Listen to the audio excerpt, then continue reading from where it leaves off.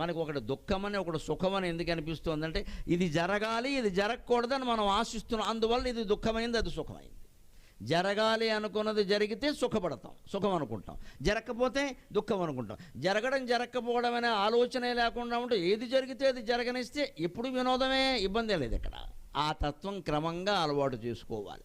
20 ఏళ్ళు 25 ఏళ్ళ వాళ్ళని అలవాటు చేసుకోమని నేను చెప్పలేను, కానీ 60 దాటాకైనా అలవాటు చేసుకోవాలి. ఏదైనా జరగని ఈ పరిణామం జరిగింది, మనం ఏం చేయాలో అది చేద్దాం. ఇవాళ ఇంట్లో పెళ్ళి వచ్చింది, పెళ్ళికి ఏం చేయాలో అది చేద్దాం. రేపు అనుకోకుండా ఎవరో దగ్గర బంధువు పోయారు, ఏం చేయాలో అది చేద్దాం. దీనికో ఎగిరి గంతేయాల్సిన పని లేదు, దానికి ఏడుస్తూ కూర్చోవలసిన పని లేదు. వేదాంతం అంటే అంతే, నీ కర్తవ్యం ఏదో నువ్వు చెయ్యి. ఇప్పుడు పెళ్ళి అవగానే ఇది వచ్చింది ఏమిటి అని వెంటనే కోడలను ఆవిడ అడుగుపెట్టిన వేళ అండ వద్దండి ఇవన్నీ. ఆవిడ అడుగు పెట్టడానికి వీడు పోవడానికి సంబంధం ఏంటమ్మా? ఆయన వయసు అయిపోయింది, ఆయన పోయాడు, లేదా ప్రమాదం జరిగింది పోయాడు. ఇంట్లో శుభకార్యం జరిగేటప్పుడు ఎలాంటివి చేస్తాం? శుభాశుభాల యొక్క ఆలోచన లేకపోతేనే జీవితంలో సుఖంగా ఉంటాం. అన్ని పరిణామాలు జరుగుతూనే ఉంటాయి.